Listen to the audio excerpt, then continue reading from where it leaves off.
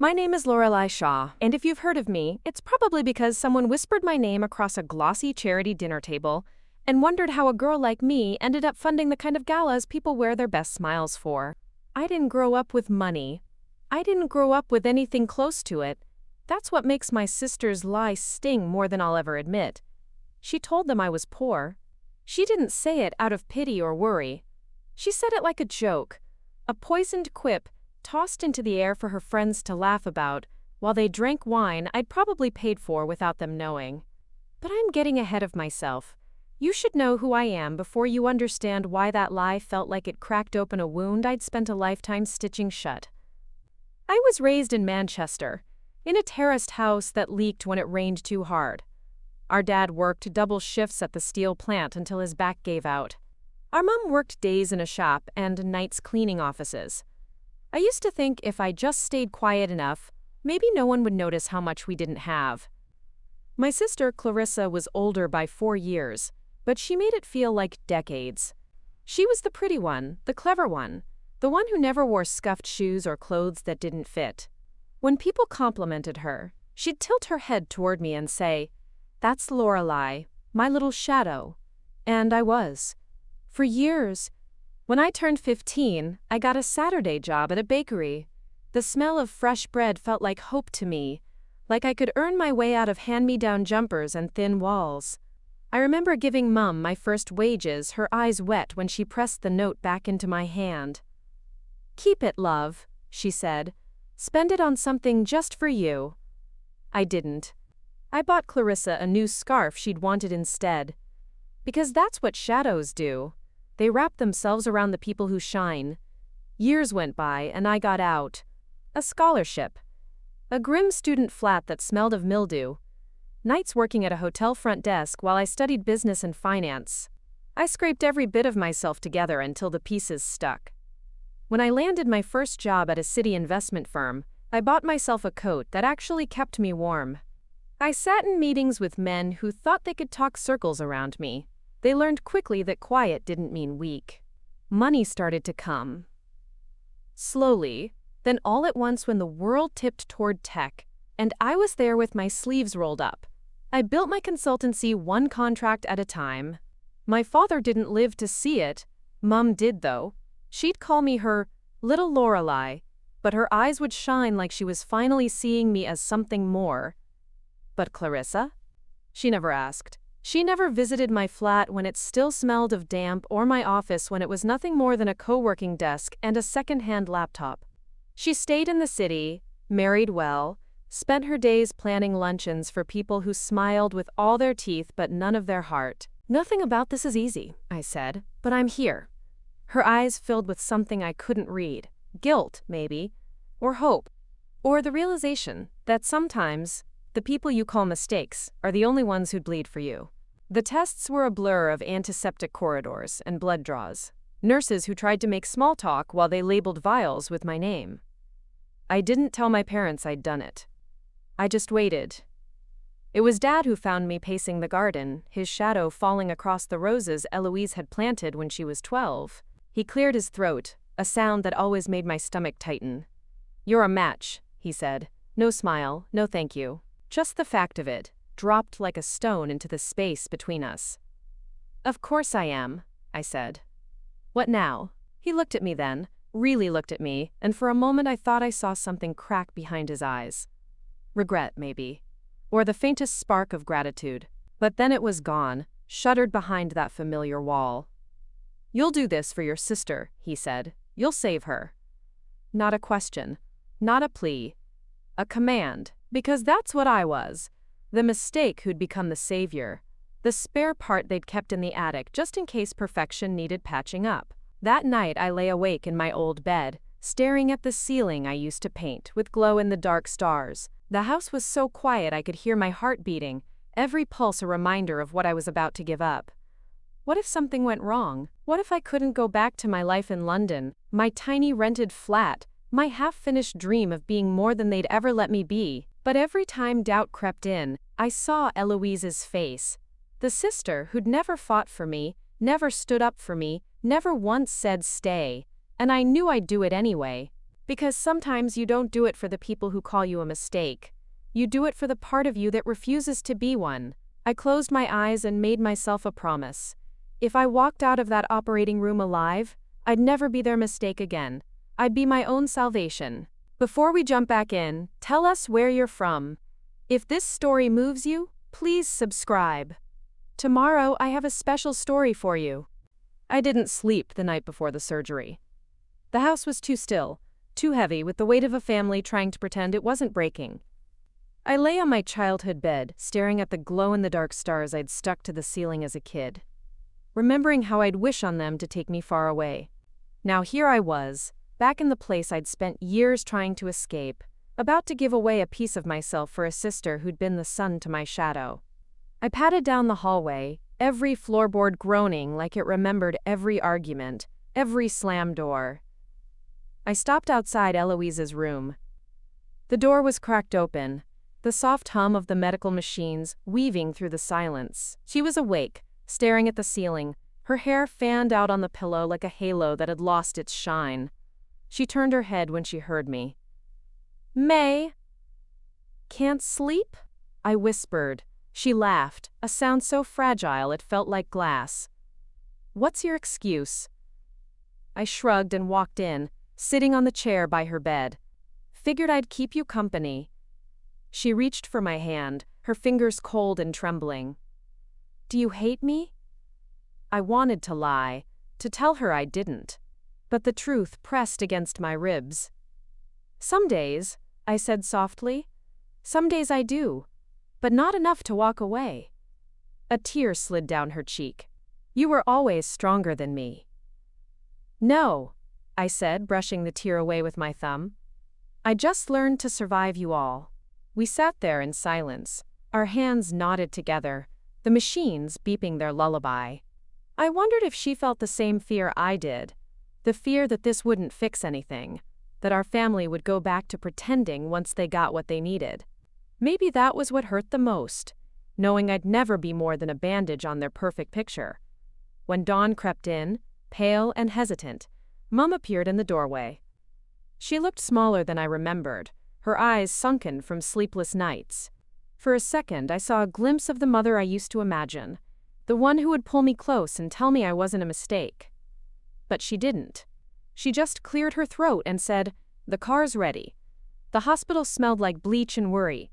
I changed into a paper gown, the fabric crinkling like dry leaves with every move. A nurse with kind eyes and gentle hands explained the procedure, but her words drifted past me like smoke. All I could focus on was the cold bite of the IV, the soft beep of the monitor tracking my heart as if it was afraid it might run away. Dad stood in the corner of the pre-op room, arms folded, jaw clenched. He didn't speak, but his eyes said enough. "Do this. Fix her. Be useful for once." Eloise came in on a gurney, her face pale but her smile brave. She reached for my hand again, squeezing it so tight I felt my bones grind. "Thank you," she whispered. "For everything." I wanted to say, "Don't thank me." I wanted to say, "Fight for me the way I'm fighting for you." But the words stuck to my tongue like glue. So I just squeezed back and let the nurses wheel us away. The last thing I remember before the anesthesia pulled me under was the bright surgical lights, sterile and unforgiving. I wondered if they'd burn away all the ugly parts of our family, all the years of resentment and hurt. I wondered if I'd wake up different. When I opened my eyes again, it felt like surfacing from deep water, gasping, disoriented, my body heavy with the ache of something missing. Pain throbbed through my side, sharp and insistent, but it was the emptiness that rattled me. I'd given up a part of myself, and the hole it left was more than just physical. Mum was there when I woke up. She perched on the edge of the chair like she was afraid to touch me, her hands twisting the strap of her handbag. "How do you feel?" she asked, her voice brittle. "Like someone stole a piece of me," I croaked. She flinched, eyes darting away. "Eloise is stable. The doctors say it went well." "Good for her," I said, closing my eyes. I couldn't bear to look at her. This woman who'd spent my whole life reminding me I was their greatest regret, now sitting vigil like she'd earned the right. Recovery was a slow, bitter climb. Every step I took felt like a reminder of what I'd given up, what I'd sacrificed for people who couldn't say thank you without choking on it. Eloise's room was filled with flowers and cards, and the gentle buzz of visitors cooing over her bravery. My room was quiet, the only sound my own thoughts echoing off the sterile walls. One evening, when the pain was at its worst, Eloise appeared at my door, leaning on a nurse for support. She shuffled in, her IV pole rattling like a chain she couldn't shake. "You shouldn't be up," I said, sitting up as best I could. She smiled, that soft, tired smile that made me remember the girls we used to be, before resentment and envy built walls between us. "I wanted to see you." She sat on the edge of my bed, her eyes shining with unshed tears. "May, I don't deserve you." "No," I said, my voice cracking. "You don't, but here we are." She laughed, but it broke in the middle, turning into a sob. "I'm sorry," she whispered, "for not standing up for you, for letting them treat you like this." I wanted to hate her in that moment. I wanted to pull away, to protect what little was left of me. But I couldn't. Because under all the hurt, she was still my sister. And maybe, just maybe, we could stitch something back together from the ruins. "Rest," I said, brushing her hair back from her face. "Get better. That's all that matters now." She squeezed my hand, and for a moment it felt like we were kids again, sneaking midnight snacks and whispering secrets under blankets. But when she left, the emptiness returned, louder than before.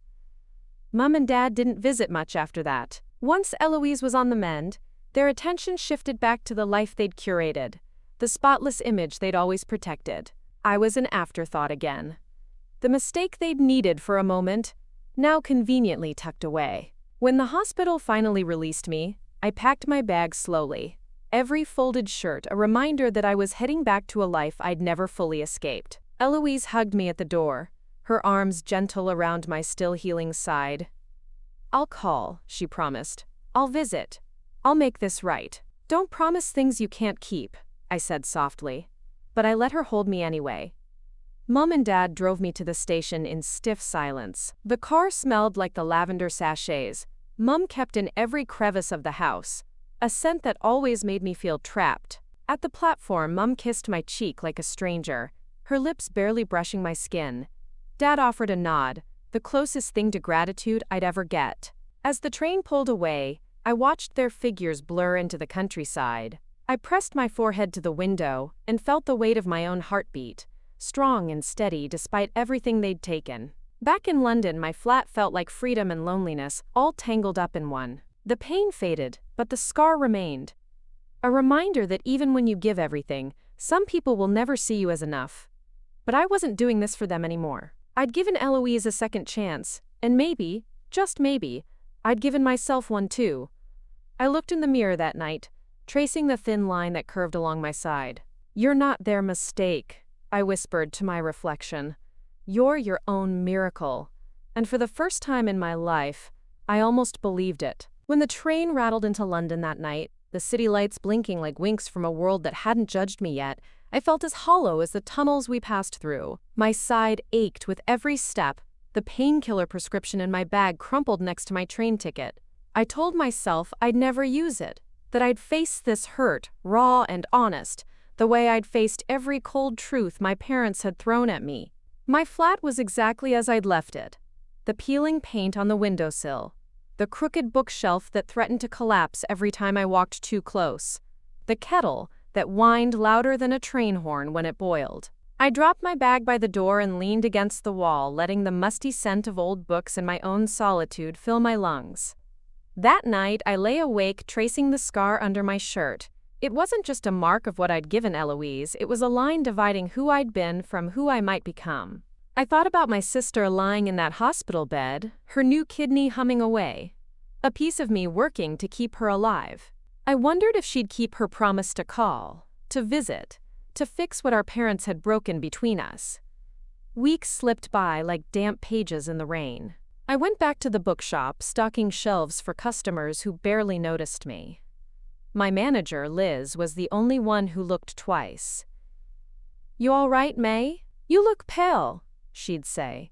but I'd brush her off with a smile that felt more like a grimace. Just tired, I'd lie. Long few weeks. Eloise called sometimes. Her voice was brighter than it had been in months, full of a hope I both admired and envied. "Come visit," she'd say.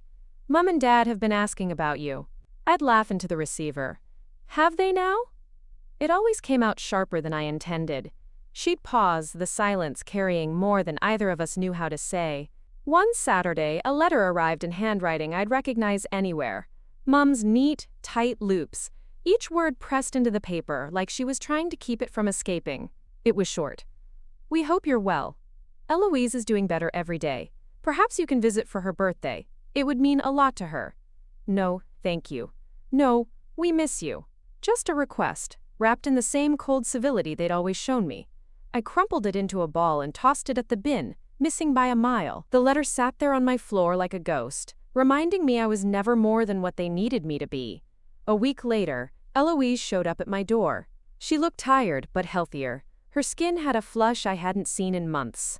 She carried a bag of pastries from the bakery around the corner, her peace offering wrapped in brown paper and ribbon. "Don't you knock anymore?" I asked, folding my arms across my chest. She shrugged, pushing past me into the flat. "You never answer when I do." We sat on my battered sofa, eating almond croissants and drinking tea that tasted more like metal than comfort. She looked around at my tiny living room, her eyes softening at the stacks of books, the faded curtains I'd rescued from a charity shop. "It's cozy," she said. "It's mine," I corrected. She set her cup down, her fingers tracing the rim. "Mom's planning a big thing for my birthday. She wants you there." "Does she? Or do you?" I asked, and immediately regretted the bite in my voice. She flinched, then smiled, that too sweet smile that never fooled me. "Both. May, it would mean a lot." I stared out the window, the city bustling beyond the glass like a life I could almost touch. "I don't know, Elo. I gave you my kidney. Isn't that enough family duty for a lifetime?" Her eyes glistened, but she didn't wipe the tears away. "I want you there. I want people to see us together. Maybe things can be different now." I wanted to believe her. God, I wanted to. But the scar under my shirt itched, reminding me that some wounds don't close just because you stitch them up. I agreed in the end, because that's what I did. I showed up, even when it hurt. Even when it felt like pulling out splinters one by one. Her birthday party was exactly as I'd pictured it. Our parents' house scrubbed to a shine, the garden lit with fairy lights, a buffet that probably cost more than my monthly rent. Eloise floated through the guests like a princess at her coronation, all radiant smiles and gentle hugs. Every so often, her eyes would flick to me, standing by the fence nursing a glass of warm wine, the prodigal sister propped up like an inconvenient prop. People stared. They whispered, "Is that Malin, the other daughter? Didn't she?" I felt their eyes crawl over me like ants. But I stayed. For Eloise. Mum cornered me by the buffet table. "You could have worn something nicer," she hissed, her lips stretched into a smile for the benefit of the people behind her. "I did," I said, tugging at the hem of my simple black dress. "It just doesn't come with an apology." Her eyes narrowed, but she didn't push. She never did in public. Image was everything. Later, Eloise dragged me onto the patio, her cheeks pink from laughter and too much champagne. "Dance with me," she begged. "Please, May, just once." So I danced with her, my sister who'd been the center of their universe, my sister who now held a piece of me inside her. We twirled under the fairy lights, our feet stumbling over cracked stones and old memories. For a moment, I forgot the way they'd made me feel, forgot the sharp edges of our past. For a moment, it was just us. But moments end. Always. I went to find the bathroom to catch my breath. As I passed the study, I heard Dad's voice. I paused. He was on the phone. The door cracked just enough. "Of course she did it," he was saying. "She'd do anything to feel needed. Malin's always been useful when she wants to be."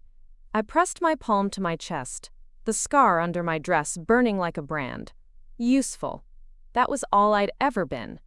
I left the party without saying goodbye. I walked through the garden, past the hydrangeas and the guests who didn't notice I'd slipped away. Back on the train, I stared at my reflection in the window.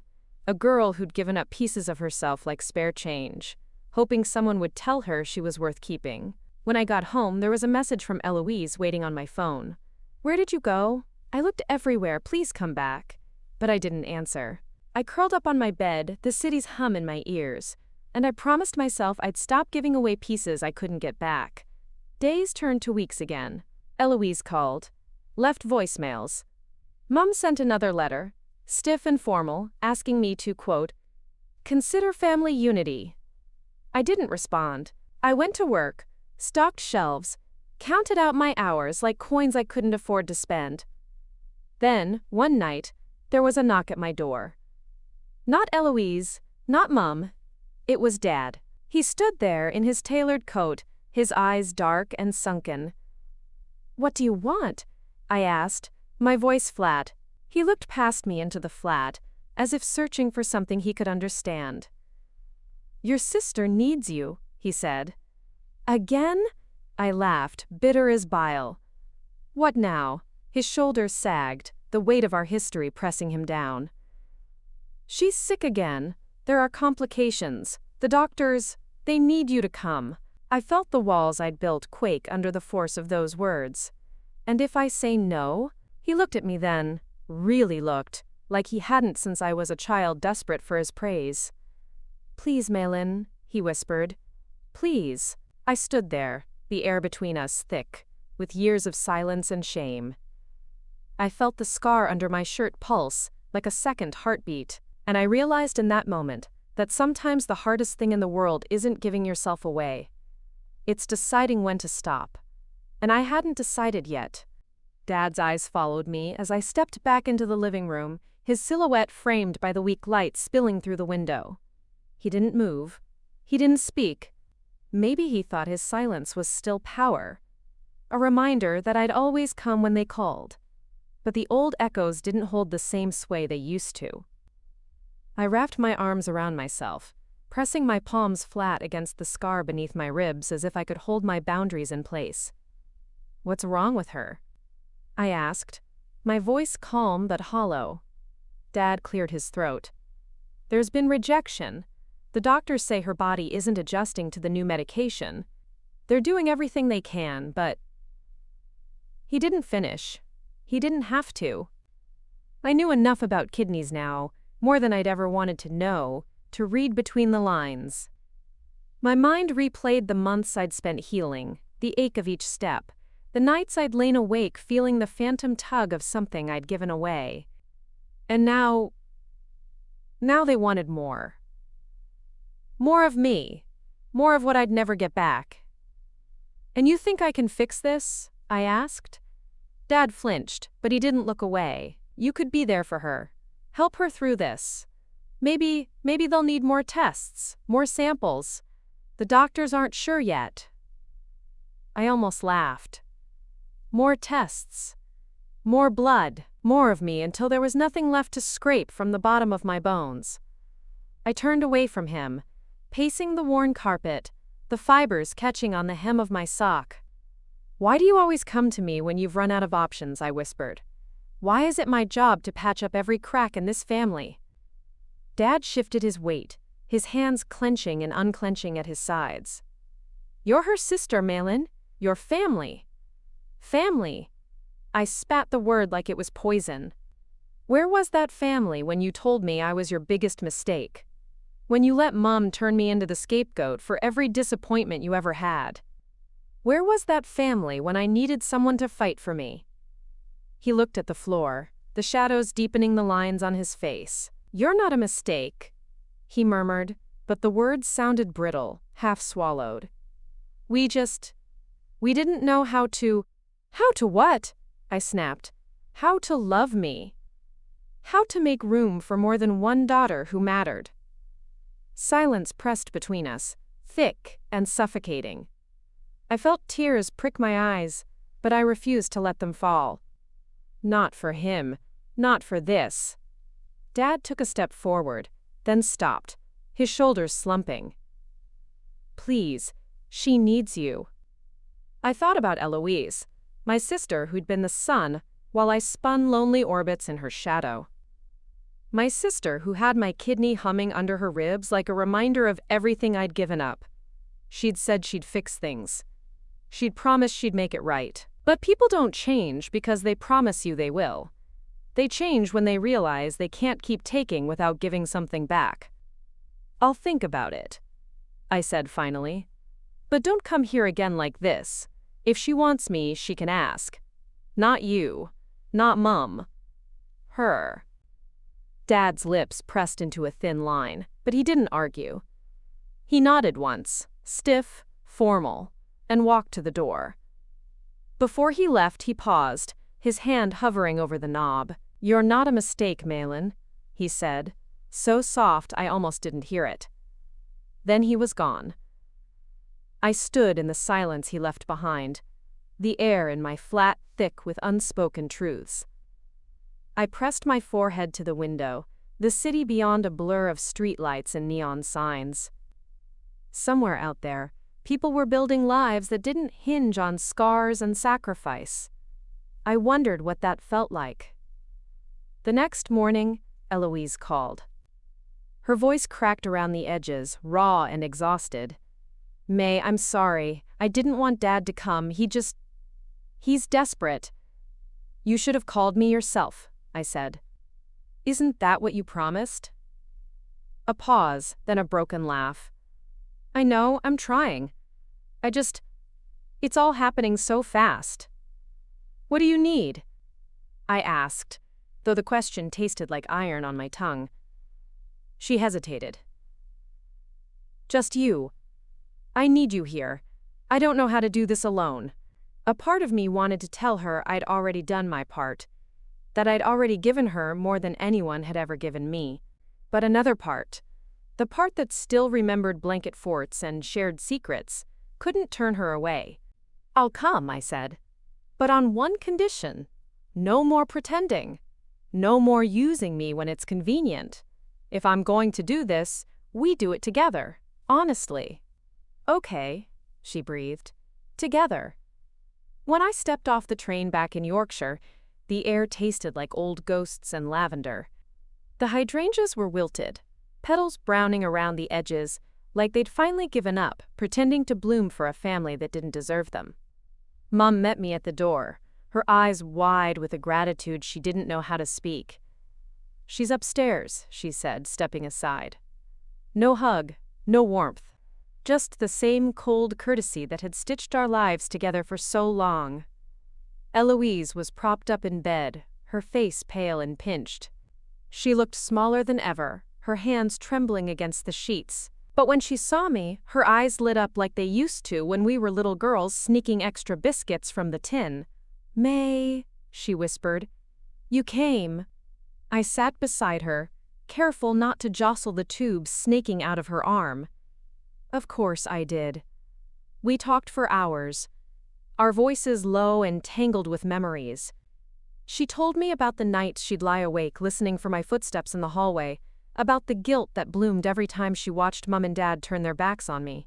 I told her about London, the cracked walls, the stale tea, the quiet ache of living alone but not lonely. "I want to fix this," she said. "Us. Not just for now. For real." "Then stop letting them speak for you," I said. "Start standing up for what you want, for who you love." She reached for my hand, her palm clammy but warm. "Stay," she murmured. "Just for a while." So I stayed. Days blurred into nights, the house shifting around us like a wounded animal. Mum cooked dinners she never sat down to eat. Dad hovered in doorways, watching us like he couldn't decide if he belonged in the room or not. But Eloise and we were a small, stubborn sun in that cold house, orbiting each other for warmth. One night I woke to find her sitting in the armchair by my old bed. The moonlight carved hollows in her cheeks, shadows deep under her eyes. "Can't sleep?" I asked. She shook her head. "I keep thinking if this doesn't work, if I don't make it." Don't. I cut her off, my throat tight. Don't talk like that. But I have to, she said, her voice trembling. I have to know you'll be okay. That you'll go on and live. Really live? Not just for me, but for you. I sat up, my scar throbbing under my fingertips. I don't know if I can. She smiled. Tired, but true. You can. You're stronger than any of us. You always were. I reached for her hand, our fingers knotting together in the dark. Promise me you'll fight, I whispered. Promise me you'll let go. She shot back. Of them. Of all this. Find something that's yours. Someone who loves you because you're Malin, not because they need you to save them. Her eyes fluttered shut, her breathing evening out as sleep finally claimed her. I sat there long after she drifted off, her words echoing in my chest like a heartbeat I'd almost forgotten how to feel. Down the hall, I heard Mum and Dad arguing in hushed voices, the same tired script they'd been performing my whole life. I didn't get up to listen. Their words didn't matter anymore. Not here. Not now. I looked at Eloise, my brave, broken sister, and realized that maybe this time, the only one who could save me was me. The nights in that house felt longer than the days. Every hour crawled over my skin like a ghost of the years I'd spent here, wishing I could be anywhere else. But this time, I didn't run. I sat with Eloise through the restless dark, listening to her shallow breathing, feeling the tremor in her fingers when the pain woke her. We talked about nothing and everything. The way we used to whisper secrets as kids under blankets, trying to drown out the sound of our parents' arguments. Sometimes she drifted off mid-sentence, her words trailing into dreams I couldn't follow. When she slept, I'd slip out to the garden, barefoot on the cold stone path, the hydrangeas drooping like they were exhausted by the charade, too. I'd smoke the occasional cigarette. I'd bummed off the night nurse, the glow of it a tiny rebellion in the dark. Mum pretended not to notice. She'd leave tea outside my door every morning. Too much milk, too sweet, the way I hated it. But she never asked how I was. She didn't know how. Maybe she never would. Dad kept his distance, but I'd catch him watching me sometimes, when he thought I wasn't looking. Like he was trying to find the daughter he'd thrown away in the lines of my face. Like he wanted to say something he couldn't unbury from his chest. The doctors came and went, white coats rustling like whispers. They poked and prodded, spoke in careful, measured tones, their eyes flicking to me like I was part of the prognosis. They wanted more tests. Always more tests. More blood. More scans. More of me. One morning they found fluid building up around Eloise's lungs. I stood outside her room while they wheeled her down for another procedure. Mum sat on the hallway bench, her hands clutched in her lap, knuckles pale as bone. Dad hovered by the window, his back stiff, his reflection ghosted in the glass. No one spoke. The silence was a bruise we all kept pressing. When Eloise came back, she looked smaller than ever. The spark in her eyes dimmed, but it didn't go out. I hate hospitals, she rasped, her voice raw from the tube they'd pushed down her throat. Me too, I said, pressing a damp cloth to her forehead.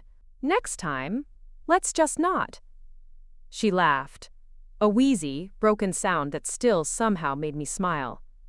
Deal. I sat with her through the afternoon, the sky outside shifting from sullen gray to a bruised purple dusk. She dozed off, her hands slack in mine, the beep of the machines counting out each moment she stayed. Mum poked her head in once, her eyes skimming over me like I was furniture. You should get some rest, she said. You look tired. I bit back a laugh. Tired. The word felt too small for what I was. I'm fine, I said. Go home, Mum. Sleep. She didn't argue. She never did when the subject was me.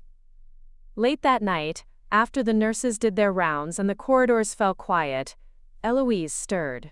May, she whispered, her voice thin as paper. Promise me something. Anything. Her eyes glistened in the low light. Promise me you won't disappear when I'm gone. A blade of panic sliced through me. Don't talk like that. I need you to hear me, she insisted, her fingers tightening around mine with a strength that shocked me.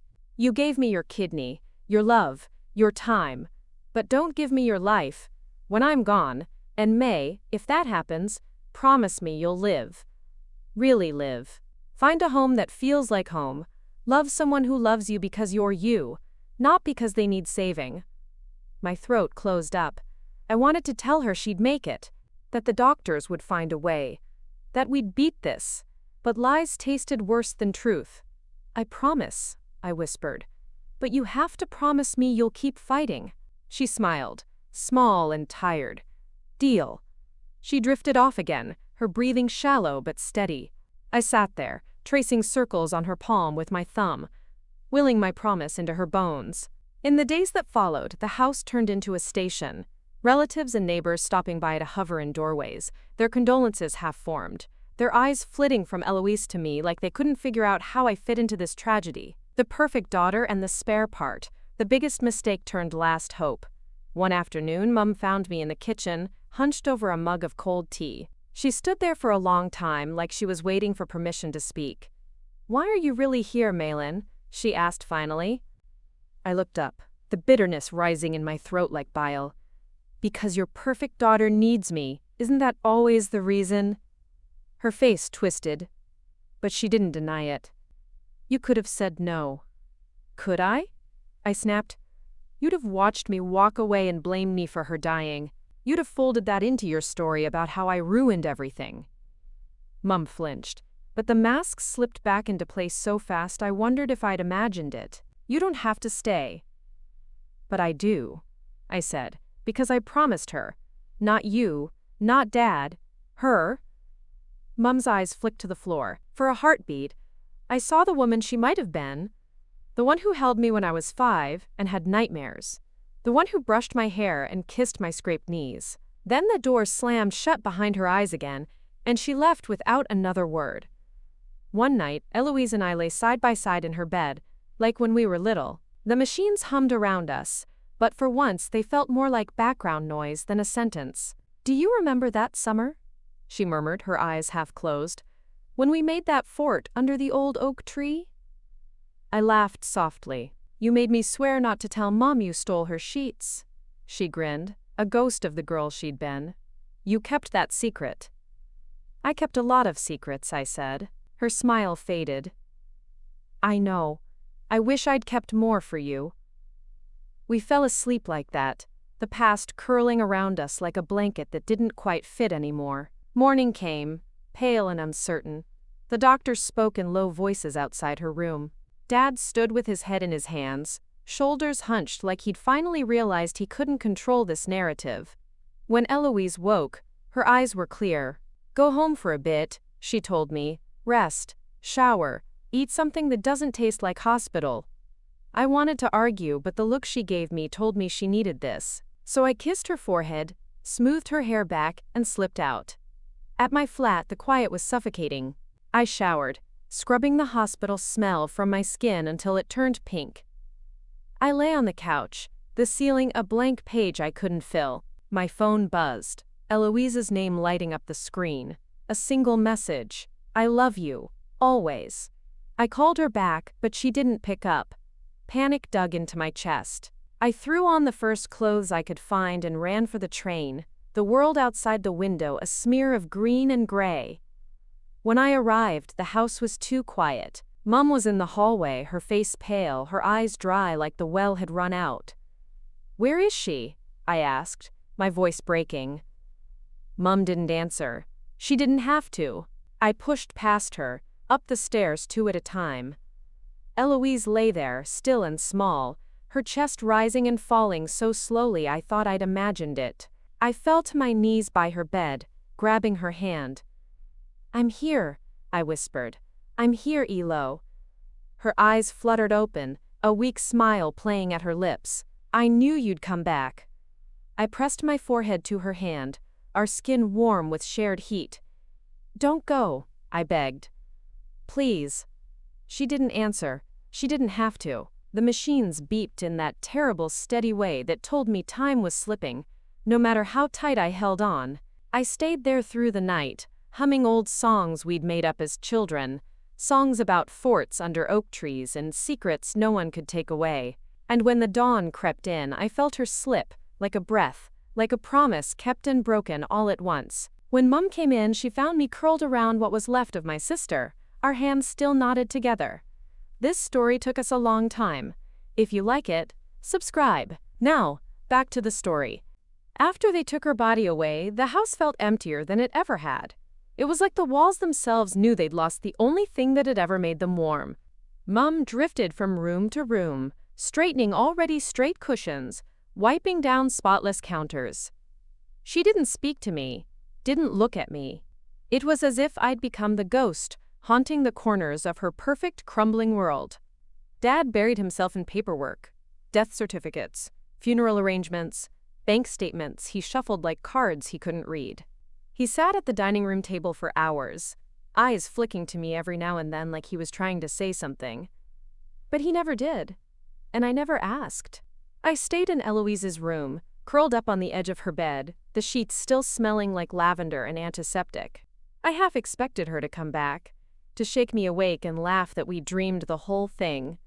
But the house stayed quiet, and she stayed gone. The funeral came and went like a storm nobody bothered to predict. Neighbors pressed cold hands into mine, murmured words I didn't hear. Old family friends, distant cousins, all of them lined up to tell me how brave I was, how selfless I'd been, how lucky Eloise was to have me. Lucky. That word stuck in my throat like a bone. Lucky was not what either of us had been. I stood by her grave long after the mourners left, the cold Yorkshire wind whipping through my hair, the soil fresh and raw. I knelt down, tracing her name carved into the stone. The letters looked too clean, too final. I kept my promise, I whispered. I stayed. I felt the weight of the ground pressing back, the silence telling me there was nothing more to give. She'd taken my kidney, my childhood, my secrets, and I'd given them freely, because that's what sisters do. But now, standing in the mud and frost, I wondered who I'd be when I wasn't busy saving someone else. Mum and Dad wanted me to stay for the reading of the will. I almost laughed when they asked, as if there'd be anything for me in that tidy stack of paper, as if they'd suddenly remember I was one of them too. But I stayed, out of some twisted loyalty to a family that had never known how to hold me. The solicitor was a short man with glasses that slipped down his nose every time he spoke. He droned on about percentages and estates, Mum's face tight with worry, Dad's eyes dull and blank. Eloise had left me something, her journal. Just that. A leather-bound book with her name etched into the cover. Mum made a face when he handed it to me, like it was a stain she couldn't scrub off the table. Back in my childhood room, I sat on the floor with the journal in my lap. It felt heavier than it looked. I flipped it open, expecting medical notes or half-finished to-do lists. Instead, it was full of letters. To me. Page after page, Eloise's voice poured out. Apologies she'd never spoken, memories she'd cherished, fears she'd hidden in the hollow of her ribs. May, I know you think I was the sun and you were the shadow, but you were the reason I shone at all. You were my safe place, my only real home. My vision blurred, tears falling onto the ink. I read until the words tangled in my head like a song I couldn't stop humming. Each page pulled me back to forts under trees, secret giggles in the dark, whispered promises that even our parents' cold hearts couldn't snuff out. The last entry was dated 3 days before she died. I'm scared, May. But I know you'll be okay. I know you'll find a way to make all this mean something. Don't let them take any more of you. Don't let them decide who you are. You've always been more than they could see. More than they deserved.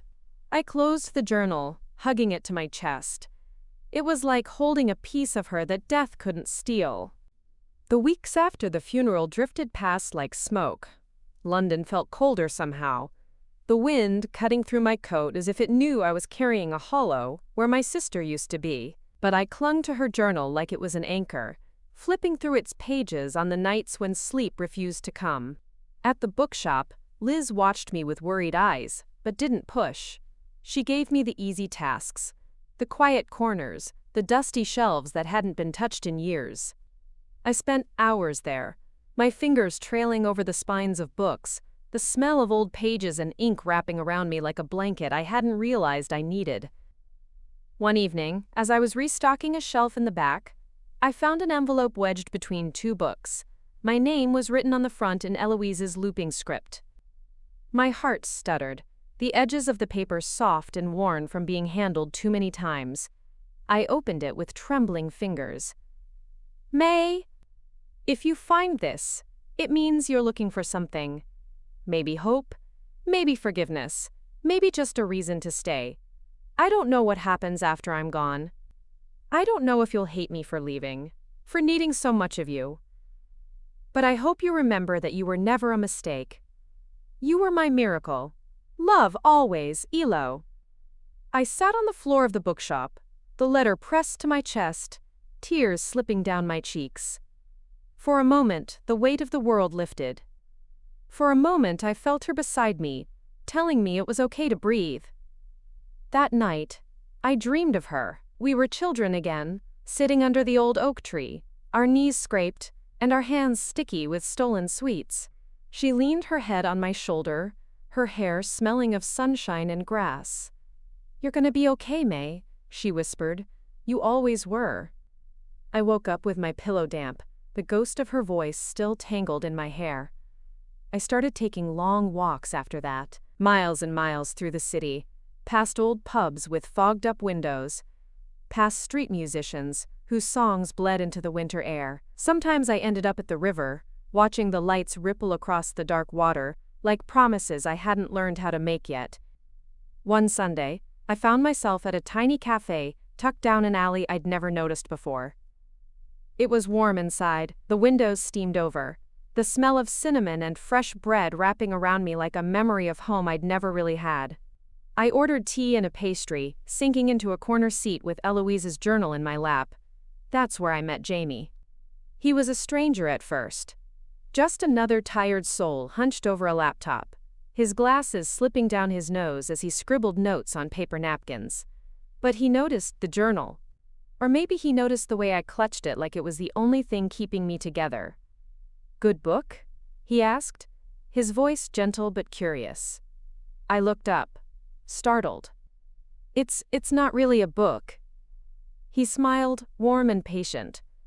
"A diary, then?" "A story," I said softly. "Mine, and my sister's." We talked for hours that day. About books and tea and the stories we carry that never make it onto paper. He didn't ask about the scar under my shirt, or the shadows under my eyes. He just listened. Really listened. Like every word I spoke mattered. We met again. And again. Always at that same cafe. Always with our mugs clutched between our hands, like shields against the world outside. Sometimes we talked. Sometimes we sat in silence, the kind that didn't feel heavy or awkward. Just easy. One evening, he asked if he could walk me home. The streets were slick with rain, the lights glimmering like tiny galaxies under our feet. We stood outside my flat for a long time, our breath fogging the air between us. "Can I see you again?" he asked. I wanted to say no, to run back to the safety of my empty rooms, and the voice in my head that said I didn't deserve this. But I thought of Eloise, her journal, the promise I'd made her under a sky that felt too heavy for my shoulders alone. "Yes," I said, "I'd like that." Days turned into weeks. Jamie slipped into my life like he'd always been there, leaving notes tucked under my kettle, showing up at the bookshop with lunch when he knew I'd forgotten to eat. He never asked for more than I could give. He just stayed. One night, I brought out the journal. We sat cross-legged on my living room floor, the city humming outside my window, my heart beating like it was learning how to be brave again. "I want you to know her," I said. "She'd have liked you." He listened as I read her words aloud. Every apology, every secret, every hope she'd left for me to find.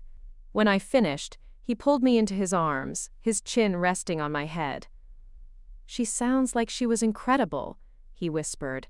"She was," I said, my voice muffled against his chest. "She is." We stayed like that until the sun started to rise, the light creeping through the window like a promise I was finally ready to believe in. I still had nightmares. I still woke up some nights, reaching for a sister who wasn't there. But every time, Jamie was there too. A steady presence in the dark, reminding me I didn't have to carry it all alone. One morning, as we sat on the windowsill watching the city wake up, he turned to me, his eyes soft but certain. "You know you're allowed to let go, right?" he said. I traced the scar under my shirt, the ghost of a wound that had once defined me. "I know," I said.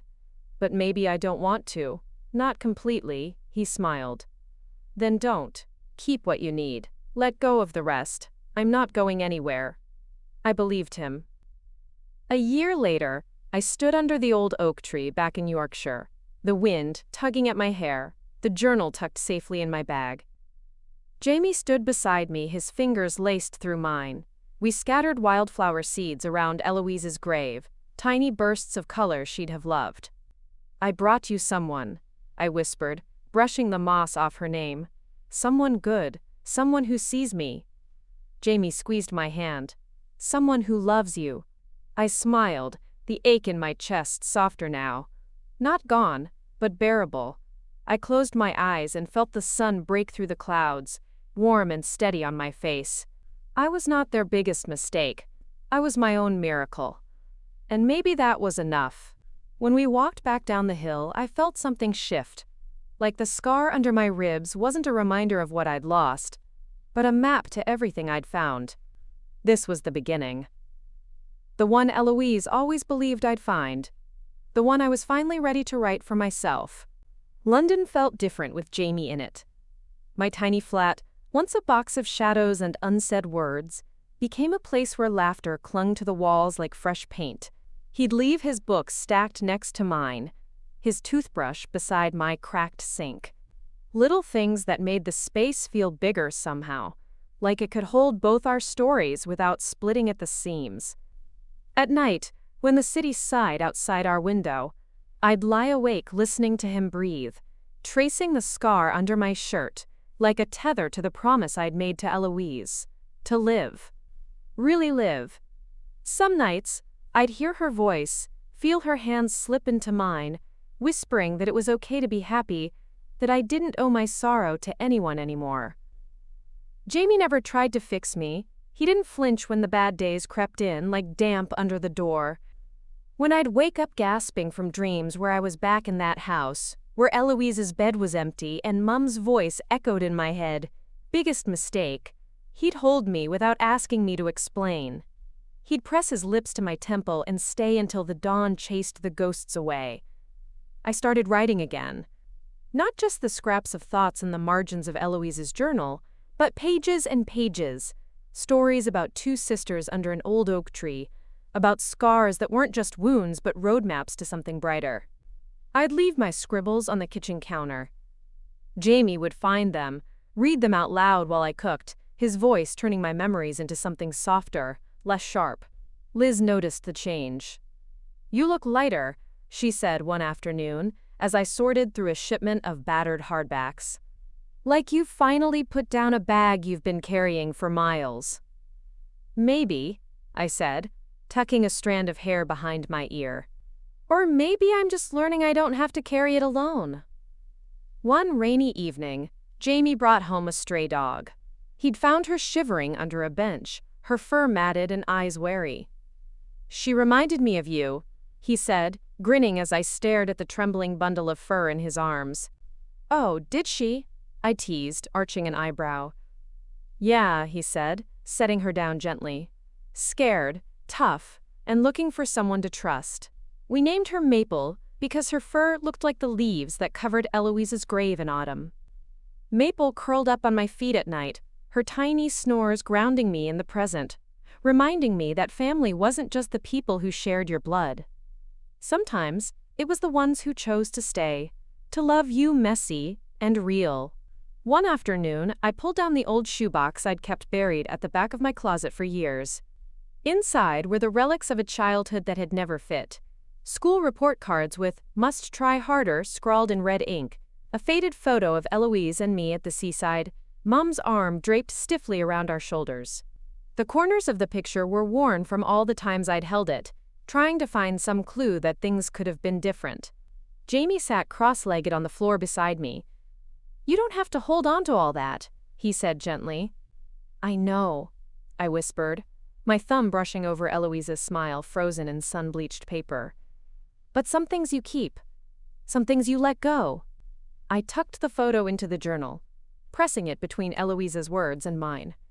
A bridge between the girl I'd been and the woman I was still learning to be.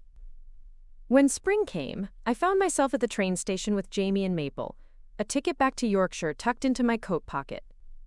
It felt like walking into a dream I'd outgrown. The same cold air, the same endless fields, but this time I didn't feel small. I felt like someone who had survived the worst of herself.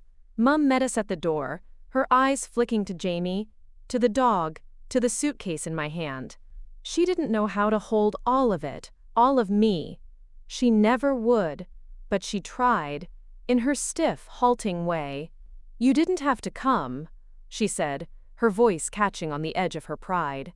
"I know," I said, stepping inside anyway. "But I wanted to." Dad was in the garden, kneeling by the hydrangeas that had somehow bloomed again. He looked up when he heard my footsteps, his face creased by more years than I'd realized had passed. "They're your sisters," he said, his voice rough. "She planted them." "I know," I said. "They're mine, too." We didn't talk about the past. We didn't dredge up old wounds that would never close properly. Instead, we sat in the kitchen, Jamie's hand warm in mine under the table, Maple snoring by the door. Dad asked about my writing. Mum poured too much milk in my tea. It wasn't perfect, but it was something.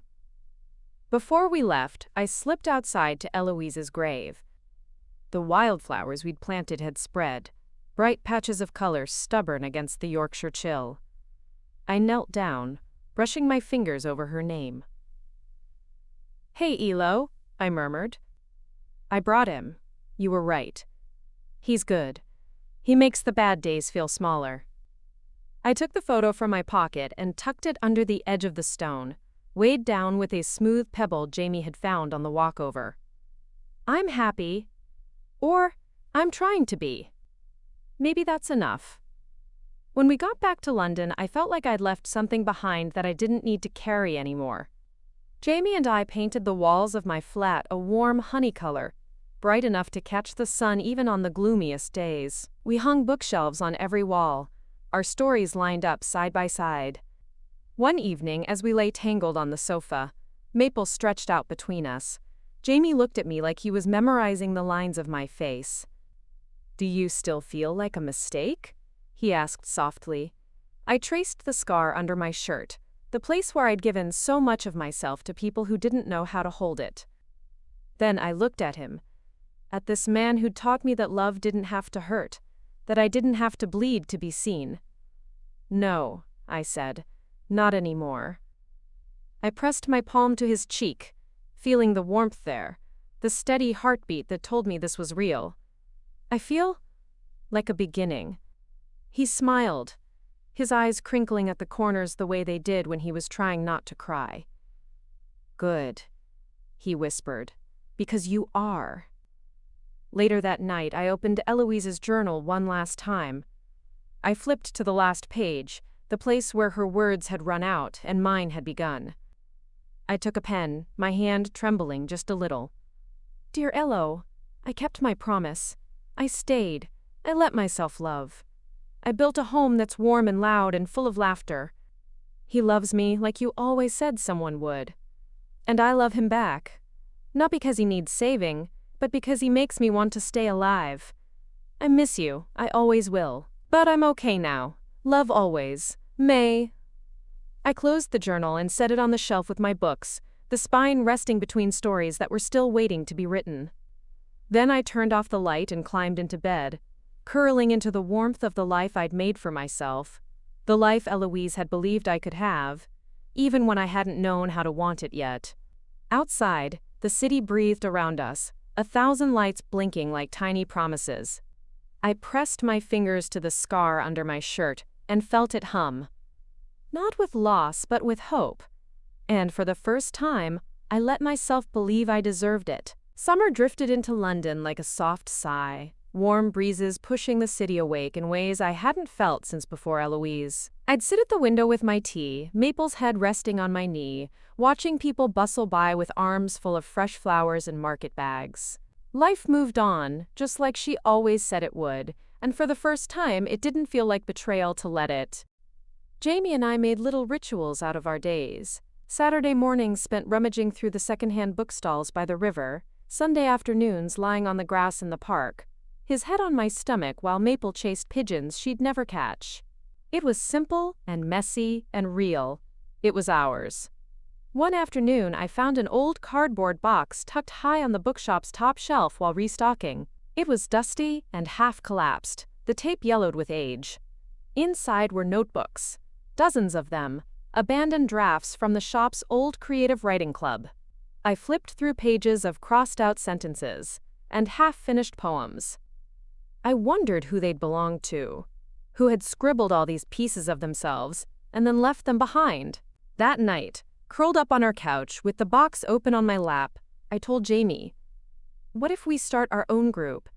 A space where people can come write, talk, just exist." He looked up from where he was tying Maple's new collar, that patient grin tugging at the corner of his mouth.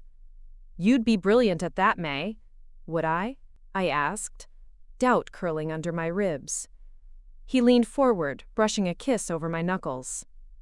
"You make people feel safe, like they can say the things they're scared to say out loud. You did it for me." The idea grew roots.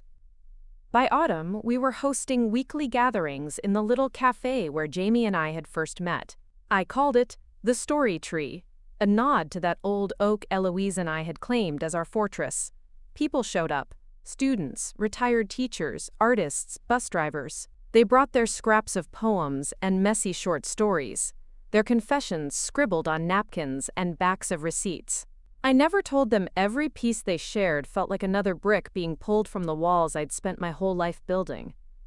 I just sat there, pen in hand, listening. Mum called sometimes, stiff and halting, but trying in her own brittle way. "How are you?" she'd ask, as if the answer were something she'd have to brace herself for. "I'm good," I'd say, and sometimes I meant it.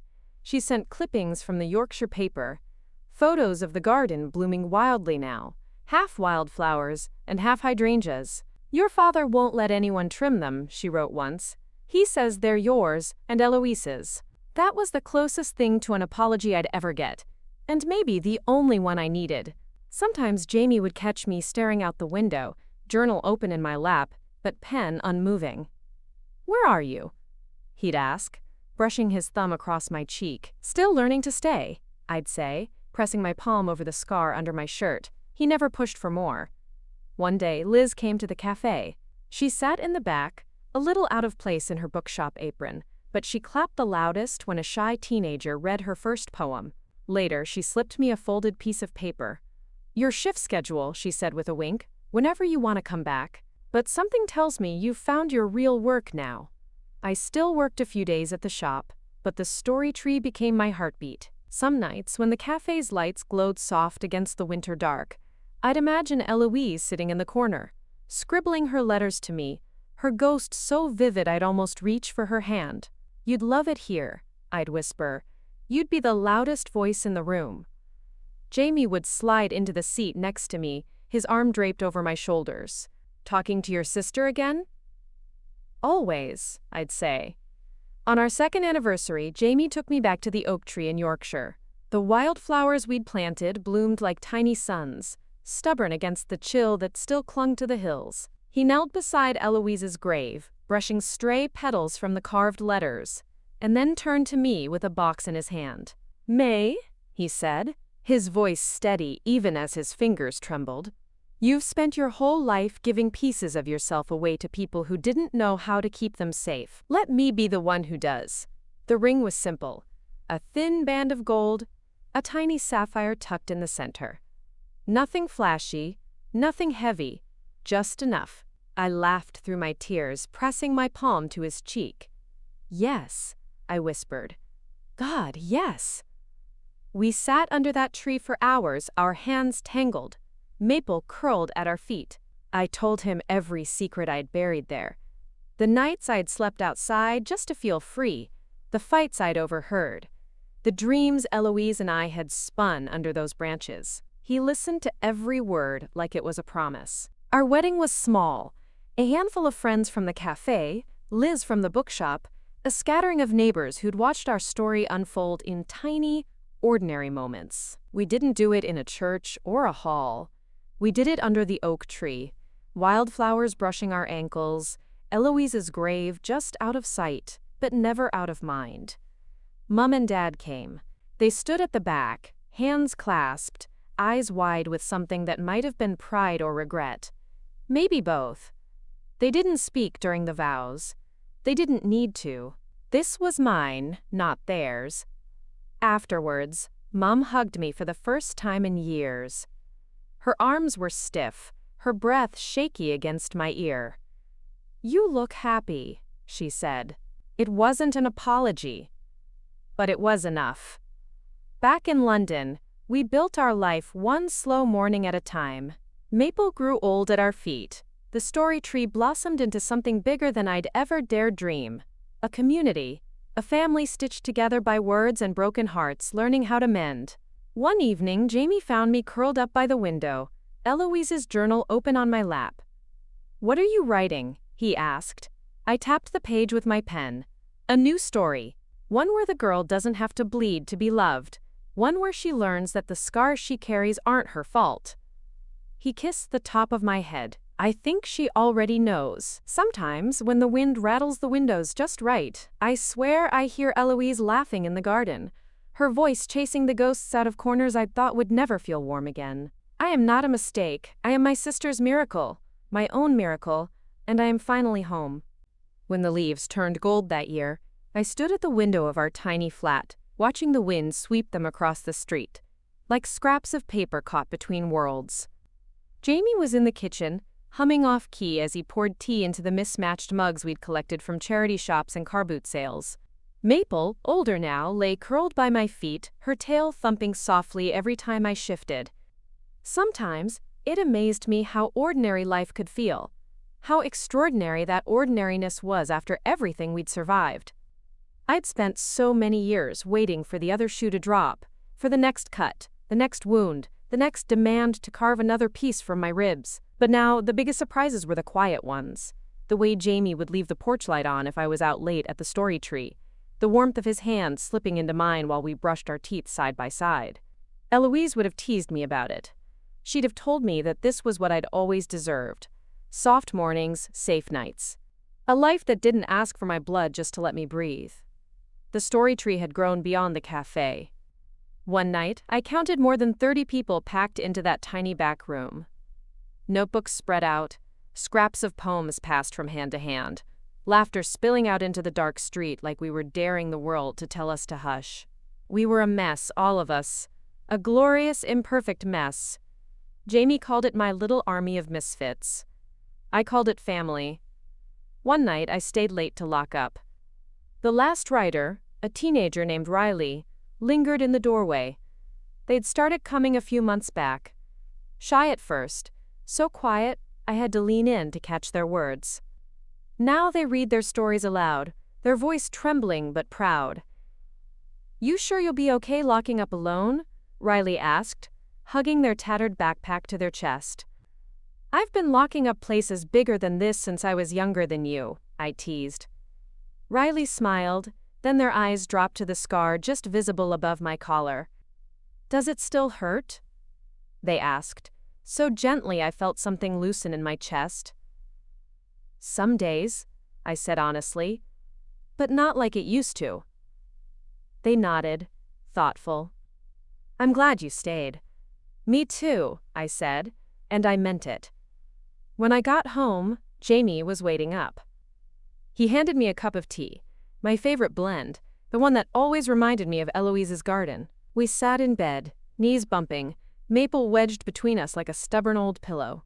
"They asked about your scar again?" he he guessed. I laughed, burying my face in his shoulder. How do you always know? Because you still touch it when you're nervous, he murmured, pressing a kiss to the top of my head.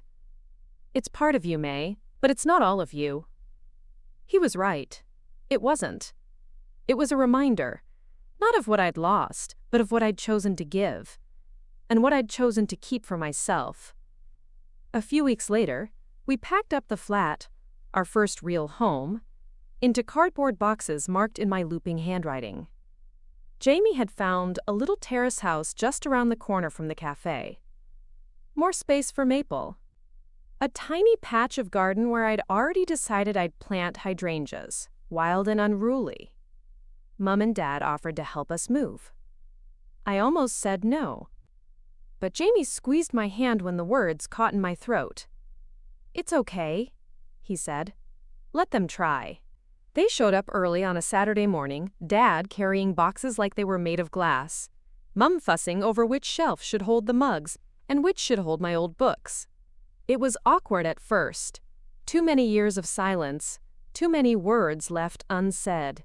But then Mom found a photo of Eloise tucked in one of the boxes. She held it like a fragile thing that might break all over again.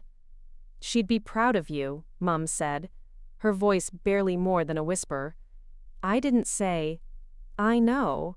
I just reached for her hand. She didn't flinch this time. We unpacked slow, one memory at a time. Jamie found Eloise's journal and set it on the new shelf, tucked between my own notebooks and the second-hand novels I'd collected from the shop. She belongs here too, he said. And she did. That first night in the new house, I stood in the garden barefoot, my toes curling in the damp grass. I could almost see her there. Eloise, arms folded, laughing at the weeds I'd have to battle come spring. I'm doing it, Elo, I whispered into the cool night air. I'm living, just like you told me to. Inside, Jamie watched me from the doorway, his smile soft and steady. Ready to come in? He asked. Yeah, I said, brushing dirt from my feet. I think I am. The house filled with our life, one gentle moment at a time. We hung fairy lights in the hallway. We painted the kitchen yellow, because Jamie said it made him think of sunshine. I planted my hydrangeas. Wild, stubborn things that refused to be tamed. Sometimes Mom would call, her voice easier now, less sharp. She and Dad came to London for tea once a month. They never stayed long, but they came. That was enough. The story tree kept growing. We found a bigger space, an old library we rented by the hour. On the opening night, I stood at the front, looking at the circle of mismatched chairs and nervous faces. I saw Riley sitting cross-legged by the window, scribbling notes on their wrist. I saw Liz slipping in at the back, her grin wide and warm. I cleared my throat. Stories are like gardens, I said, my voice steady, my scar a warm hum under my shirt. They need light. They need care. And sometimes they need people who believe they're worth tending to, even when they look like weeds. A murmur of laughter, a few nods, pens scratching on paper. And for the first time in my life, I didn't feel like I was giving myself away. I felt like I was blooming. That night, Jamie wrapped his arms around me as we stood by the door, locking up together. Your sister would have loved this, he whispered. I looked at the circle of empty chairs, the scraps of stories left behind on tables, the warmth that clung to the old brick walls like a blessing. Yeah, I said, pressing my hand to my scar. And I think she'd tell me it's okay to love it too. Outside, the city hummed. A lullaby I'd finally learned the words to. I walked home beside Jamie. Maple padding along, the world bigger than the shadows I'd grown up in. And when I lay in bed that night, the soft rise and fall of Jamie's breath beside me, I knew I wasn't a mistake. I was a miracle. I was a story worth telling. And I wasn't done yet. By the time winter settled over London again, the new Story Tree space felt like a second heartbeat. The library walls, once cold and echoing, now thrummed with laughter, whispered poems, and the soft scratch of pens against paper. The old creaky shelves were lined with our stories, pieces people left behind to remind themselves they'd spoken their truth out loud at least once. Riley, who once barely said a word above a whisper, now ran our open mic nights. They stood under the yellowed pendant light, their hands trembling only slightly as they read the stories they used to scribble on napkins and scrap paper. Afterward, they'd find me by the coffee urn in the corner, grinning shyly as they handed me their latest poem to tuck into my notebook. "You saved me, you know," they said one night as we swept the floor together. I paused, broom clutched in my hand. "No, Riley, you saved you. I just gave you a place to do it." Jamie watched it all from the sidelines, my steadfast shadow in the wings. He was the one who put out chairs, who fixed the flickering lights, who made sure I ate when I forgot, who made the world feel soft when my old wounds threatened to flare up again. At home, our life felt like a patchwork quilt stitched together from moments I'd once thought were too small to matter. Jamie singing terribly off-key while he washed dishes, Maple's paws tapping against the kitchen tiles, tail wagging for scraps of toast, me standing in the garden, dirt under my fingernails, hydrangeas stubbornly blooming under the frost. Mum and Dad visited more now, tentative steps on a bridge we'd spent years pretending wasn't there. Mum would fuss over my garden, offering advice I didn't need but sometimes took anyway. Dad would sip his tea in the corner, his eyes tracing the photos Jamie and I had pinned to the fridge. Us grinning on a windswept beach, Maple wearing a birthday hat, the Story Tree sign painted by Riley in bold, messy letters. They didn't say much about the past. Maybe they couldn't. Maybe we'd all agreed, without ever saying it, that some things were too heavy to lift again. One evening, Mum lingered by the back door, her fingers brushing the faded frame. "You've done well, Malin," she said, her voice soft. "Better than we deserved." It wasn't an apology, not really. But it felt like enough. I nodded, my hand pressing unconsciously to the scar under my shirt. "I'm happy," I said. And it was true. That winter, I started writing again in earnest. Not just scraps and journal entries, but a real book. A memoir about Eloise, about Yorkshire, about being the girl they called a mistake who grew up to hold space for other people's unfinished stories. At night, Jamie would read my drafts aloud, his voice turning my old ghosts into something warmer, less sharp. He'd pause sometimes to kiss my temple, whispering, "She'd be so proud of you." "She already is," I'd whisper back, my eyes drifting to the photo of Eloise taped above my desk. Her smile frozen in a summer that never seemed to fade in my memory. On a late February afternoon, Riley bounded into the Story Tree, cheeks pink from the cold, a letter clutched in their gloveless hands. May, you won't believe it!" They thrust the envelope at me, practically vibrating. It was an acceptance letter, a writing program they'd dreamed about but never dared to apply for. "You did this," they said, tears glittering in their eyes. I shook my head, hugging them tight. "No, you did this. I just held the door open." Jamie and I threw them a goodbye party at the library. Mismatched cupcakes, too much cheap cider. Laughter so loud it rattled the old windows. When Riley stood at the front to read their last poem before leaving for university, they held my hand tight. "I'm gonna tell everyone about you," they whispered. "About how you showed me it's okay to be seen." I felt Eloise's presence in that moment, like she was pressed against my shoulder, her laugh tangled with the hush that fell when Riley read their final words. "I used to think I was a mistake," Riley's voice cracked as they read. "But she told me we're all stories, and stories never stop growing." After, I slipped into the cold night, my breath curling in the streetlights. Jamie wrapped his scarf around my neck, his palm brushing over the scar he'd learned not to flinch from. "You okay?" he asked. "Better than okay," I said, pressing a kiss to his cold cheek. "I'm home." Spring came slowly that year, stubborn frost clinging to the garden beds, but the hydrangeas still bloomed, wild and tangled, just like Eloise and me. Just like this life I'd built from the pieces they'd once tried to convince me were worthless. Jamie and I lay in bed one night, Maple snoring at our feet, the hum of the city slipping through the open window. "What if we leave for a while?" Jamie asked, his voice rumbling low in the dark. "Leave?" I blinked sleepily. "Where would we go?" "Anywhere," he said, his grin brushing against my collarbone. "Everywhere." We've built something beautiful here, May. But maybe it's time to see what else is out there. Fear and excitement tangled in my chest. I pressed my hand to the scar, feeling it hum under my palm like a heartbeat that didn't belong to anyone else anymore. Maybe, I said. But the story tree. It's strong enough to stand without you for a bit, he said. You taught them how? A laugh bubbled up, startled, free. We'd have to bring Maple, I said, and he rolled his eyes like I'd suggested leaving my own arm behind. Obviously, he said. She's the real reason we're interesting. We spent the next month planning.